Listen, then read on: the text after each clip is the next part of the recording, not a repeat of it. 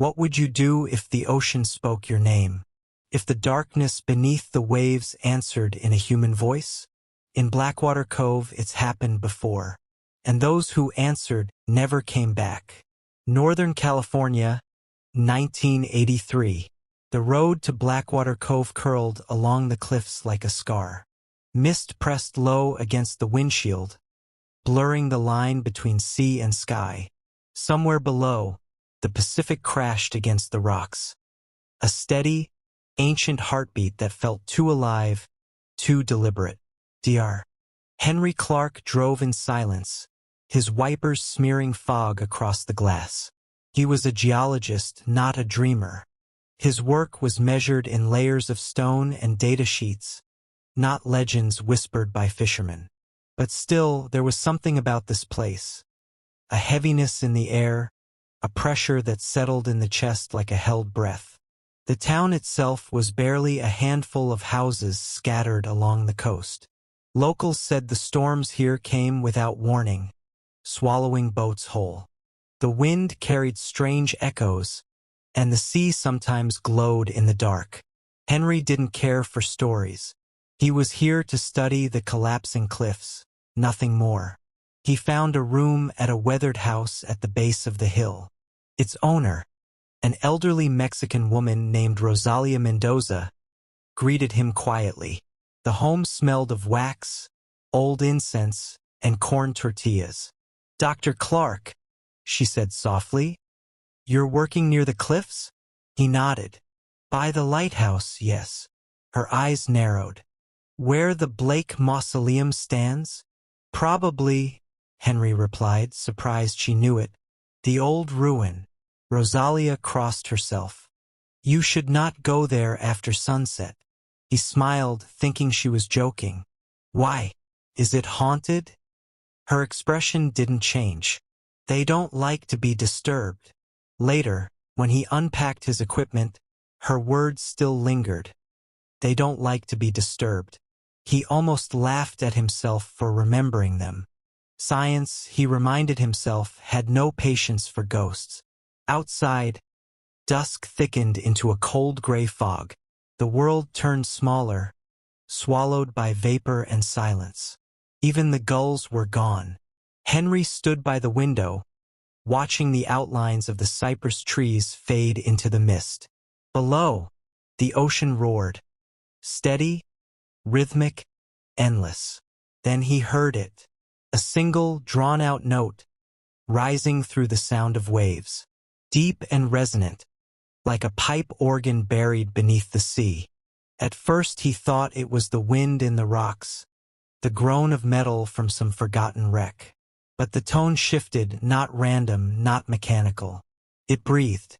Henry opened the window. Cold air rushed in, stinging his face, but the sound didn't fade. It pulsed, slow and deliberate, as though something vast was stirring beneath the cliffs. He whispered to no one, "What the hell is that?" No answer, only that long, trembling note that seemed to vibrate in his bones. He shut the window and forced himself to lie down. The noise faded into the distance, or maybe into his mind. But just before sleep pulled him under, Henry could have sworn he heard a whisper carried on the tide. It was faint, broken by the surf, but it spoke his name. The next morning came pale and silent, the fog clinging to the trees like damp gauze. Henry packed his tools, notebook, flashlight, measuring tape, and followed the narrow trail that wound along the bluff toward the sea. Every step closer felt heavier, as though gravity itself thickened around the place he was heading. The Blake Mausoleum emerged from the mist long before he reached it. A dark silhouette perched on the very edge of the cliff, half swallowed by vines and time. It looked less like a building and more like a wound carved into the earth. Up close, the ruins still carried the bones of beauty. Marble columns leaned like tired sentinels. The stained glass windows were long gone, leaving only jagged mouths that stared toward the gray horizon. Salt crust glittered on the walls, eating through the stone like slow disease. He stepped inside. The air was colder, stiller, and carried that distinct scent of rot and wet limestone. His boots echoed against a mosaic floor, faded reds and blues forming the outline of a woman lying in repose.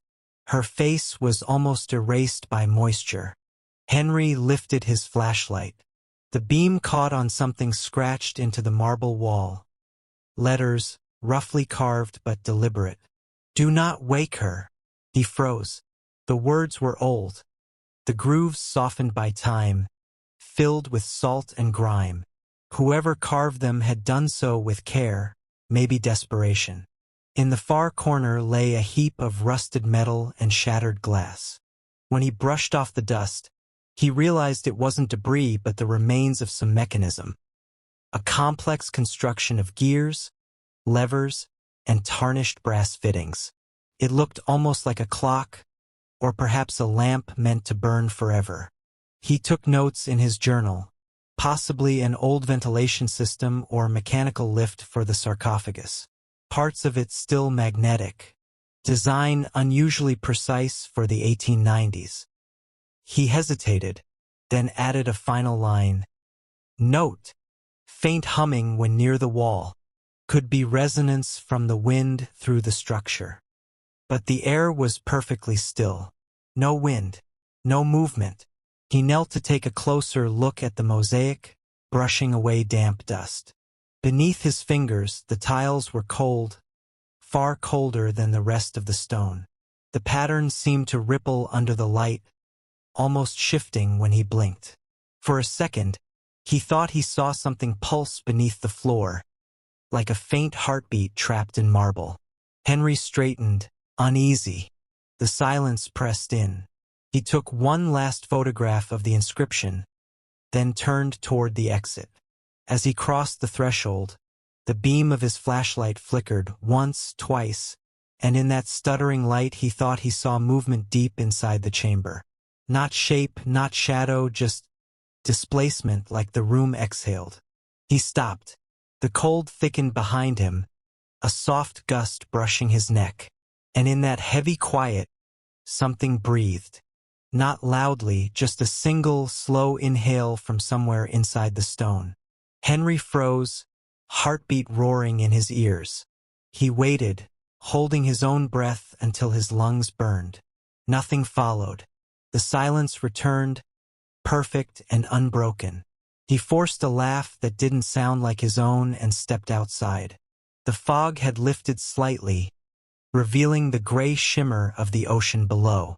The mausoleum stood silent behind him, cracked, rotting, and watching. When he looked back one last time, he could have sworn the air inside still moved, as if the building itself was breathing him out. That evening, the fog returned, low and heavy, pressing against the windows like something alive. The small kitchen of Rosalia's house glowed in the yellow light of a single oil lamp.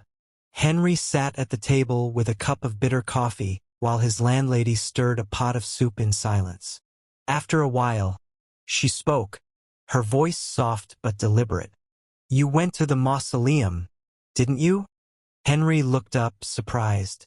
"I did. It's remarkable, actually. A relic of a different century." Rosalia sighed. "A cursed one." He smiled faintly. "You sound like the locals I've been warned about." She ignored the remark and sat opposite him, folding her hands. The mausoleum was built by Edgar Blake, the oil man. He lost his wife, Lillian, when she was 33. Pneumonia, they said, the kind that takes you fast. But people here never believed that. Henry leaned forward despite himself. What did they believe? That she listened to the ocean, Rosalia said. Not the sound of it, but the voice in it. She held seances in their home by the cliff. Said she could hear things beneath the waves, things older than God. Henry laughed, but it came out thin. So she was a spiritualist? Half the upper class was back then. Maybe, Rosalia said, but when she died, she was alone. They found her near the window, her mouth full of salt water. The air in the room seemed to shrink. Henry forced himself to scoff, though his throat felt dry. Salt from the air, most likely. The sea corrodes everything here. Rosalia's dark eyes didn't blink. After she died, Edgar changed. Locked himself in his study. Stopped eating. He hired workers to build that tomb. Facing west, straight toward the horizon. Said the sunset would show her the way home. Henry tried to sound amused. Romantic. No, she whispered. Desperate. She told him the workers heard noises under the ground, breathing, they said. A low, rhythmic sound rising from the rock below the cliff. One young man fell through a crack in the floor and never came out. They sealed the shaft the next day. Edgar paid the families to keep quiet. Henry made a note in his small notebook. Local folklore. Construction accident mistaken for haunting. Possible geothermal vents, low-frequency resonance misheard as breathing. He showed it to her with a polite smile. It sounds science, Mrs. Mendoza. Nothing supernatural. Rosalia's eyes drifted to the window. Outside, the fog swirled thick and white, hiding the ocean.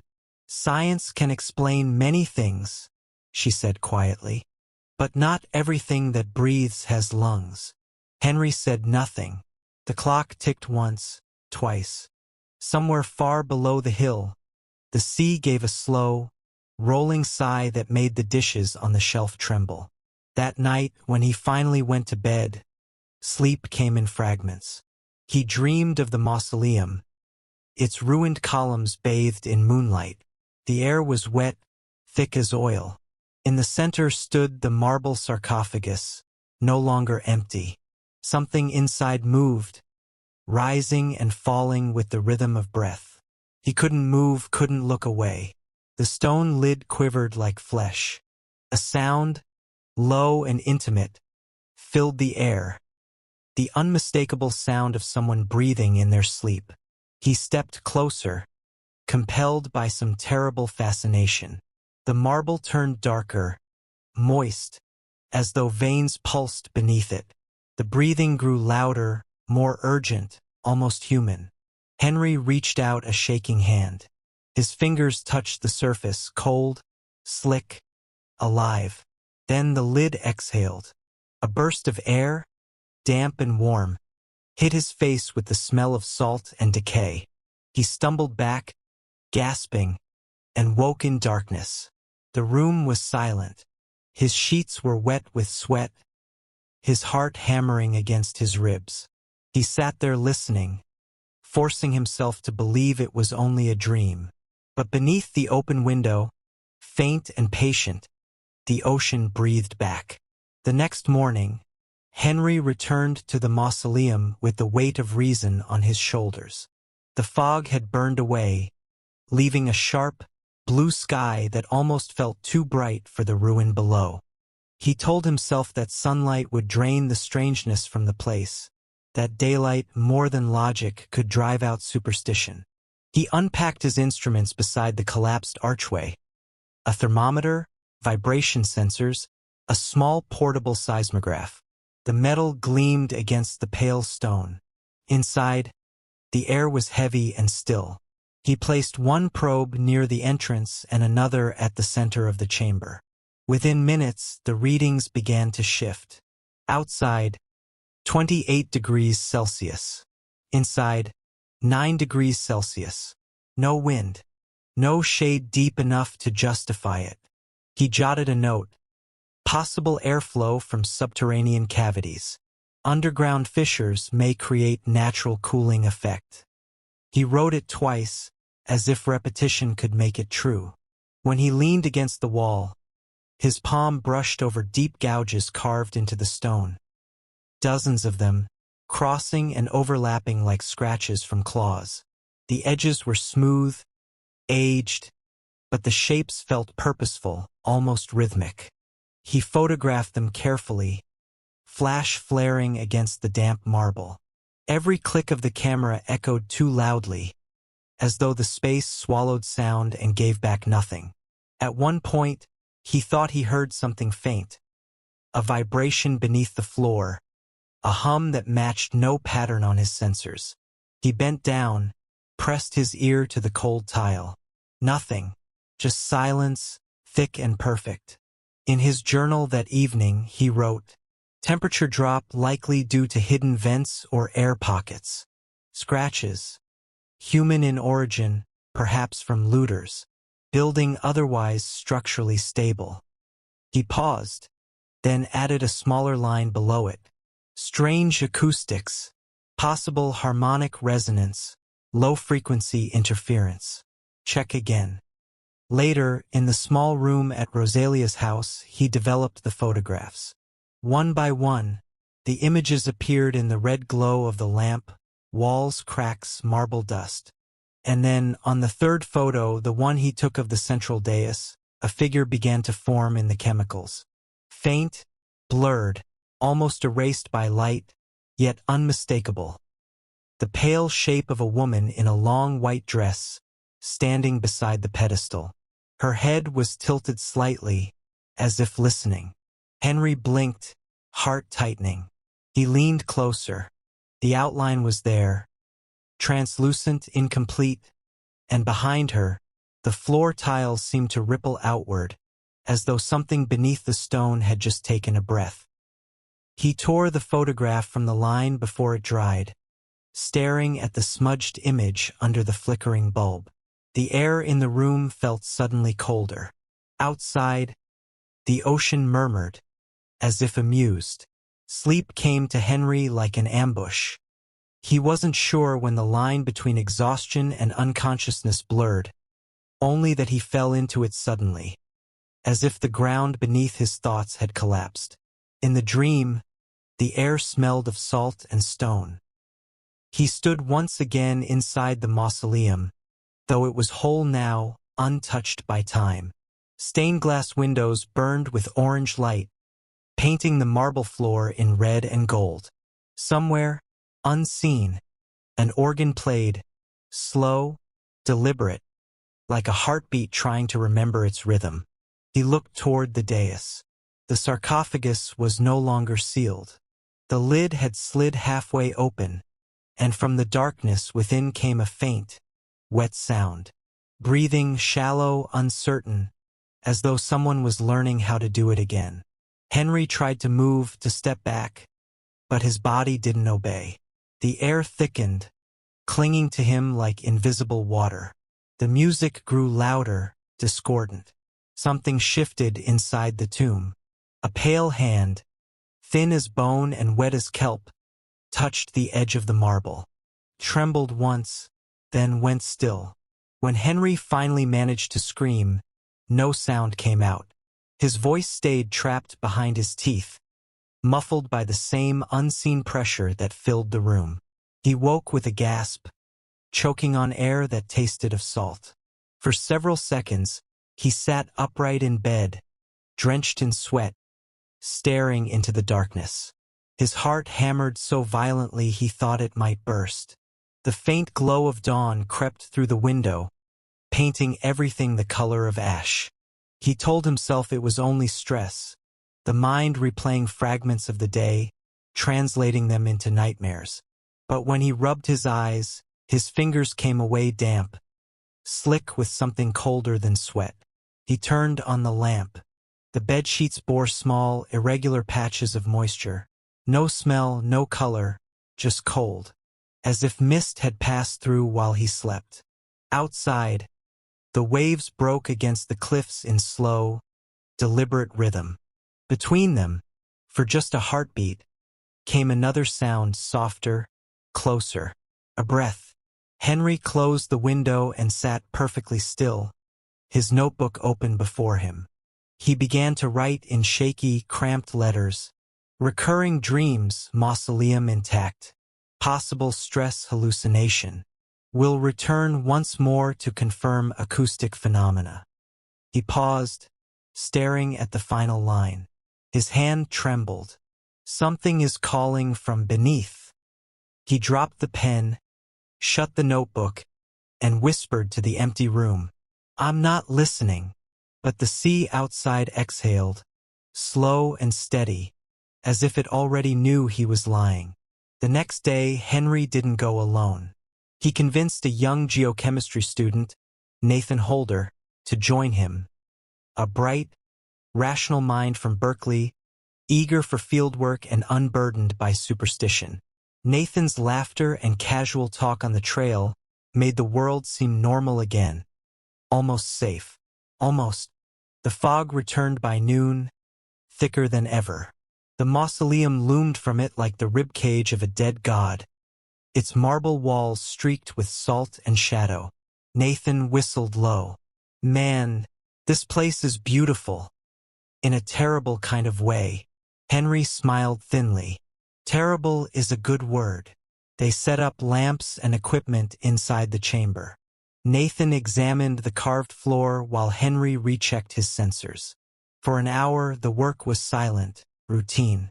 Then Nathan called out, "Hey there, Clark, there's a seam here, like a lid." Henry joined him. In the far corner, beneath a layer of debris and dust, lay a square outline, faint, precise. When they cleared the surface, a small iron ring appeared, bolted into the stone. A hatch. Nathan's excitement turned the air electric. Maybe an old storage vault. Want to open it? Henry hesitated. Every instinct told him to leave it buried, but curiosity, or something wearing its face, pushed him forward. Together, they heaved the ring upward. The slab moved with a slow, grinding moan, exhaling a wave of cold, foul air that smelled of rot and seawater. Their lamps pierced a narrow shaft spiraling downward. The walls glistened as if alive, slick with condensation. Somewhere far below, water dripped, slow, deliberate, rhythmic. Henry felt his throat tighten. "We'll just take a quick look." They descended one step at a time. The stone staircase twisted tighter with every turn, the air growing colder and heavier, the light from above shrinking into a thin memory. Nathan's voice echoed strangely, stretched, bent, as though the walls were answering. "Feels like it's breathing down here," he joked, but his laugh died halfway through. At the bottom, they found a small circular chamber, barely wide enough for both of them. The floor was tiled in black and white marble, forming concentric rings that led to the center, where an old iron grate sealed a pit in the ground. The bars were thick, rusted, but unbroken. Nathan crouched, shining his lamp between the bars. "Can't see the bottom. It just keeps going." The light disappeared into the dark without reflection, swallowed whole. Henry crouched beside him. The smell was stronger here, salt, decay, and something sweet, like algae and blood. He placed a hand on the floor and felt it. A faint vibration, slow and steady. "Water movement," he murmured. "Tidal resonance from the sea caves below." Nathan frowned. "Then why does it feel like it's coming up?" Henry didn't answer. The vibration grew stronger. Not a tremor now, but a pulse, rhythmic and deliberate, as if the stone itself had a heartbeat. Nathan rose quickly, rubbing his arms. "I'm getting the creeps, document. Let's head back." Henry nodded, though he didn't move. He found himself staring at the grate, at the darkness beneath it, at how it seemed to move, not shifting exactly but breathing. Each inhale matched his own, until he couldn't tell which belonged to him. A drop of water fell from above and struck the grate with a sound that wasn't quite right. Too deep, too hollow. Nathan reached for Henry's arm. "Come on. Enough science for today." Henry blinked, breaking the trance. They climbed back up, the stairway suddenly narrower, the light from above trembling like a flame in a storm. When they finally emerged into daylight, both men were pale and silent. The air outside felt wrong, thinner, as though they had surfaced from somewhere much deeper than the earth. Nathan packed the gear without a word. Henry turned to look back at the open hatch. The cold air still seeped out, slow and steady, like the breath of something patient. He replaced the stone slab, but even after it sealed with a final heavy thud, the sound continued, faint and steady beneath the floor. Breathing. The storm came that night, rolling in from the ocean with thunder like falling stone. Henry couldn't sleep. The walls of Rosalia's house shook with every gust, and somewhere beyond the noise of the wind, he thought he could hear that same deep hum, the one from beneath the mausoleum. At dawn, with his nerves raw and hands trembling from sleeplessness, he drove into town. The Blackwater Historical Society was nothing more than a converted church, its windows boarded and its interior heavy with dust. A single volunteer, an old man named Mr. Latham, helped him dig through the archives. Most of the records were mundane property deeds, birth certificates, church donations. Then, at the bottom of a water-stained box, Henry found a folder labeled Blake Estate, 1898. Inside were blueprints of the mausoleum. The design was meticulous, too meticulous. The central chamber was not perfectly square as it appeared from outside. Its measurements formed a complex ratio, aligning precisely with the coordinates of the winter solstice sunset. Architect was a foreigner, Latham muttered over Henry's shoulder. Name was Friedrich Lang. Built a few strange places up north. They said he belonged to some kind of secret order. Henry studied the notes scribbled in the margins. Ordo Mare Tenebrarum. Latin. The Order of the Dark Sea. The blueprints also showed something the current structure did not. A shaft beneath the central dais, leading down toward a sublevel chamber that ended in a natural cavern. The design stopped abruptly there, as if the draftsman had refused to draw what lay below. Among the papers was a personal letter from Edgar Blake himself, written in shaky handwriting. She still speaks to me in dreams.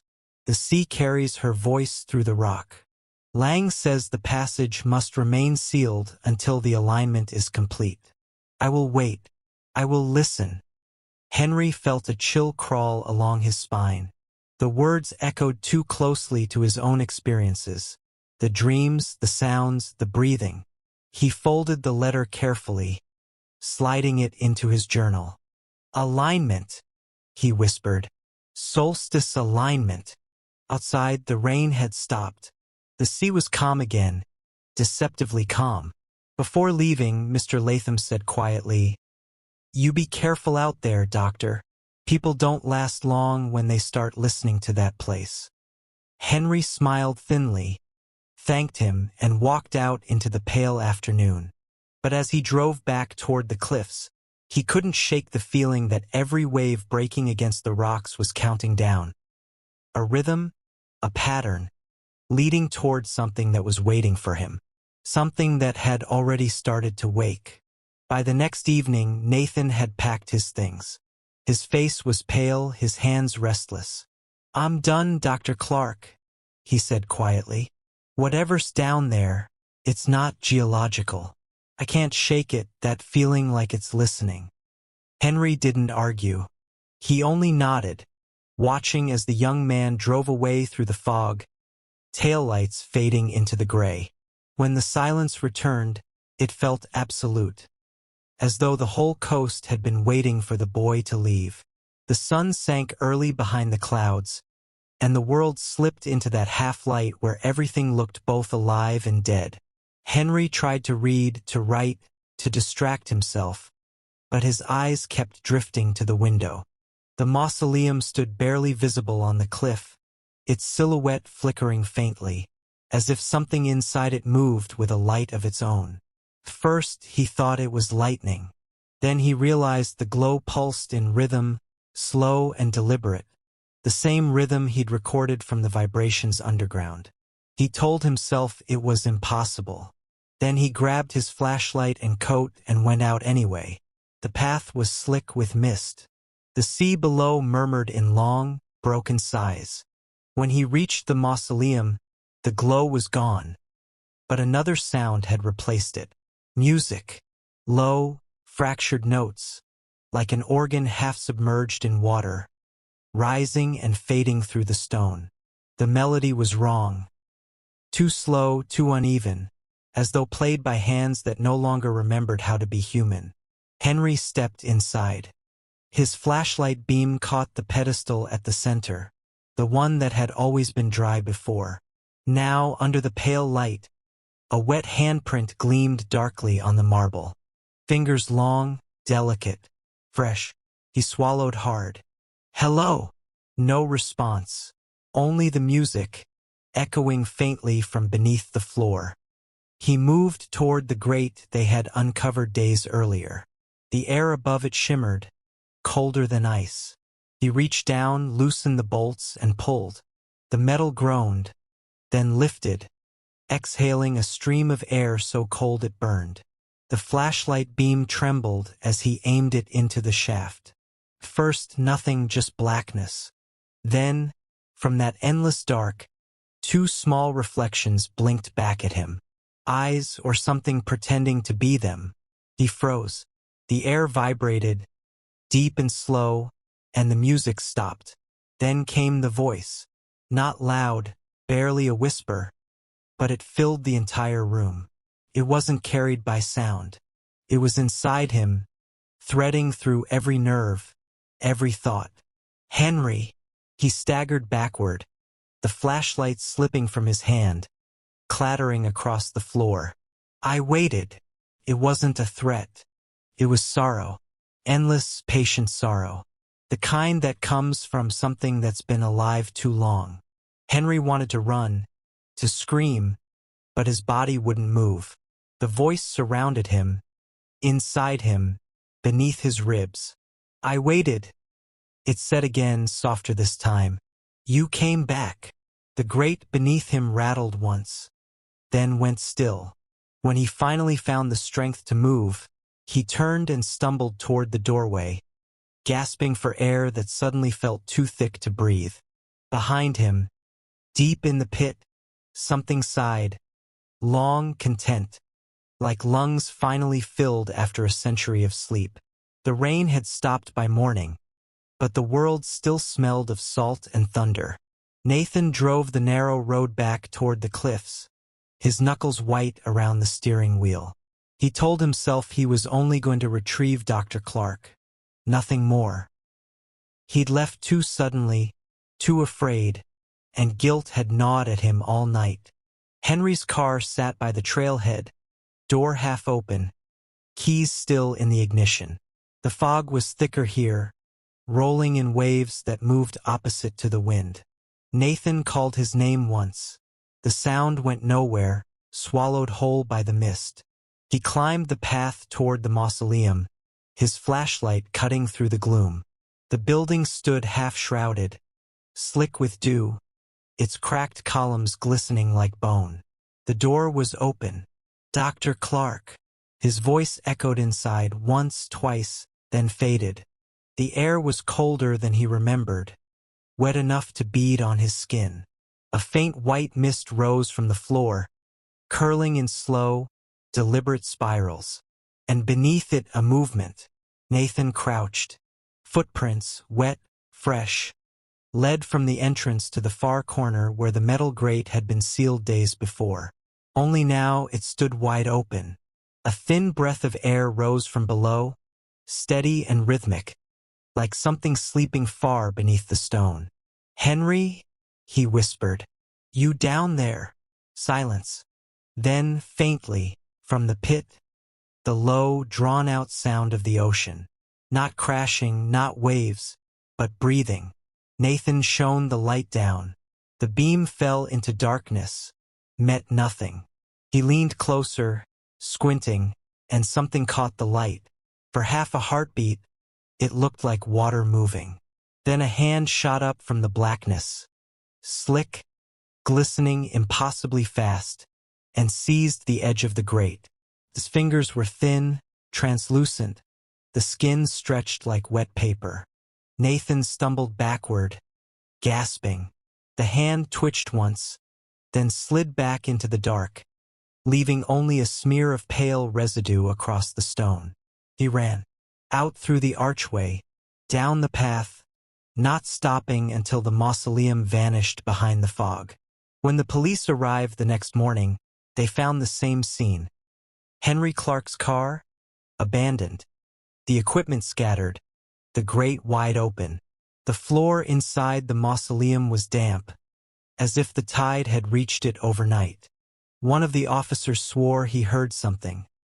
A slow, steady pulse beneath the floor, faint but unmistakable. The others dismissed it as the sea below the cliffs. Before sealing the site, they took one last photograph. Later, when the film developed, a thin mist hung in the frame, rising from the open hatch like breath on a winter morning. And in that mist, barely visible, were the faint impressions of two footprints, side by side, facing the sea. It was nearly 3 months before Rosalia heard his name again. She was washing dishes one gray morning when the radio, usually full of static, caught a local news broadcast. The voice was calm, almost indifferent. Fishermen off the Mendocino coast recovered a suitcase believed to belong to missing geologist Dr. Henry Clark. The case was found tangled in kelp approximately 15 miles south of Blackwater Cove. Rosalia froze, the water still running over her hands. The announcer continued. Inside were fragments of stone, seashells, and several pages from what appears to be a field journal. No trace of the man himself was found. She turned off the radio. The house felt smaller, emptier, as though even the air knew to stay quiet. Later that evening, she sat by the fire and unfolded a newspaper someone had left at the cafe. There, printed beside a blurry photograph of the suitcase, was one excerpt from the recovered notebook. The final entry, written in Clark's tight, slanted hand. "I understand now. We were never meant to study the earth. We are part of it. It breathes through us." Rosalia closed her eyes. She had always known the sea took what it wanted, but she had never thought it could keep a soul. That night, the wind shifted, carrying the salt inland. The air grew heavy, thick with the scent of rain and distant waves. She couldn't sleep. Sometime past midnight, she rose and went to the window. Far out on the horizon, beyond the jagged line of cliffs where the Blake Mausoleum had once stood, a faint light flickered, pale and steady, as if behind a veil of water. She pressed a hand to the glass. The light pulsed once, twice, then held. For a long time she simply stood there, listening. The night was silent except for the slow rhythm of the sea. Then the wind carried it, soft, almost too quiet to hear. A voice woven into the tide, gentle and certain. "He is home." The sound faded, leaving only the ocean's endless breathing and the hush of the fog creeping inland. Rosalia whispered a prayer in Spanish, though she wasn't sure who it was for. The man, the sea, or whatever had learned to speak between them. Outside, the waves rolled once more against the cliffs, as though answering.